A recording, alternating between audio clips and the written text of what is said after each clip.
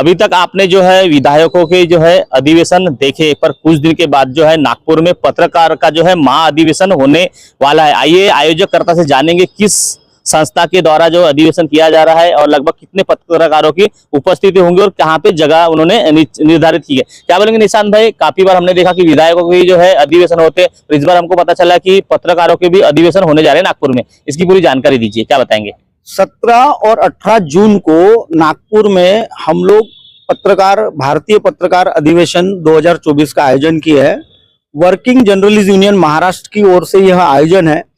लगभग इसमें देश के 9 राज्यों से पत्रकार साथी आने वाले हैं, जैसे मध्य प्रदेश, छत्तीसगढ़, तेलंगाना, कर्नाटक, ऐसे अन्य कई राज्यों से, पंजाब वगैरह से पत्रकार साथी नागपुर में पहुंच रहे हैं। 16 तारीख से ही सारी व्यवस्थाएं रहेगी।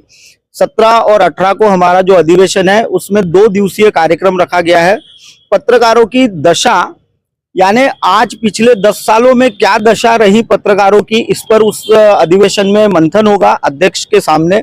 उसके बाद दिशा निर्धारित की जाएगी आगामी 10 वर्षों के लिए कि पत्रकारों की क्या दिशा रहेगी और किस प्रकार पत्रकार साथियों ने काम करना चाहिए।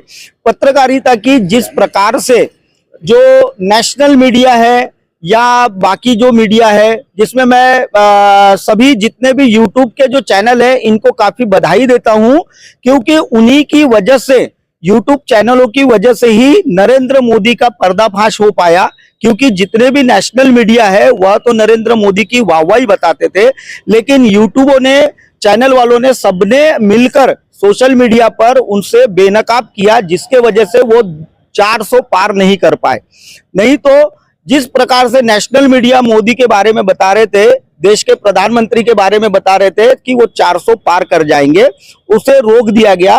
तो हमने अब तय किया है कि यह जो राष्ट्रीय भारतीय पत्रकार अधिवेशन जो 2024 नागपुर में आमदार निवास में लिया जा रहा है, इसमें तय किया जाने वाला है कि आगामी समय में मीडिया अपनी भूमिका गंभीरता से रखे और किसी भी तरह से पक्षपात न करे। जिन पर अन्याय हो रहा है, अत्याचार हो रहा है, उनकी लड़ाई लड़ने का काम होता है।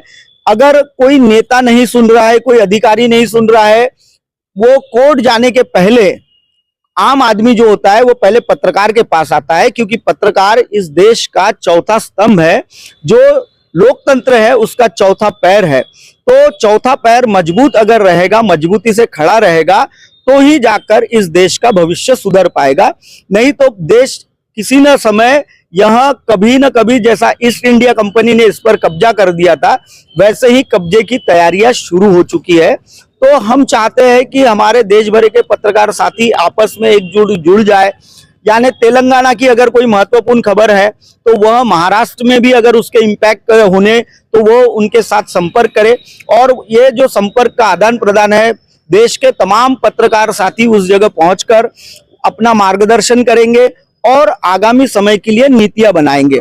ये जो कार्यक्रम का जो आयोजन है, उसके पीछे का वर्किंग जर्नलिस्ट यूनियन का मकसद ही ये था कि एकजुटता में, यानी जितना हम एक होंगे उतनी हमारी ताकत बहुत विशाल रहेगी। अगर किसी पत्रकार साथी पर कोई कभी हल्ला होता है या कुछ होता है, तो देश भर का मीडिया, इस अधिवेशन से जुड़े हुए जितने भी लोग रहेंगे, वो उसका विरोध करेंगे अपने राज्यों में।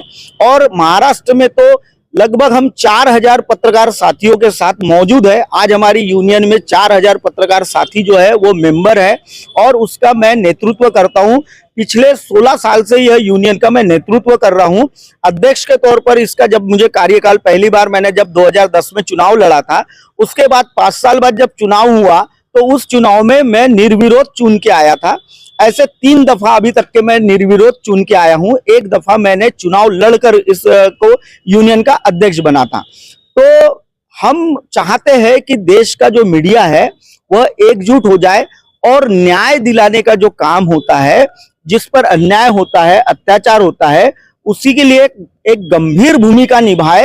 यही हम इस कार्यक्रम के माध्यम से लोगों को एक संदेश देना चाहते हैं।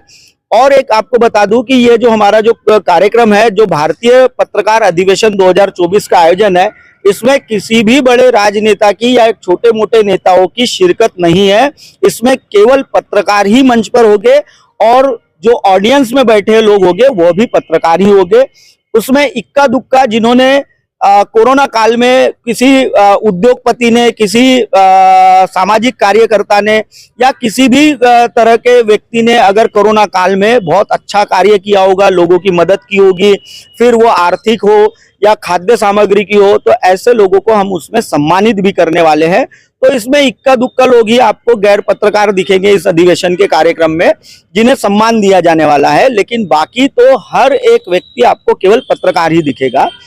और इस कार्यक्रम का मैं आपको और एक छोटी सी रूपरेखा बता देता हूं कि हम आगामी समय के लिए दिशा का निर्धारण करने वाले हैं कि पत्रकारों की अब जो भूमिका है, जिस प्रकार से पत्रकारों पर आम आदमी, नेशनल मीडिया वास्तविकता में गोदी मीडिया कहलाता है, लेकिन उसका खामियाजा जो छोटे पत्रकार होते हैं, ग्रामीण पत्रकार होते हैं, जिला तहसील ग्राम के लोगों के जो पत्रकारिता करते हैं, उनको उसका खामियाजा भुगतना पड़ता है।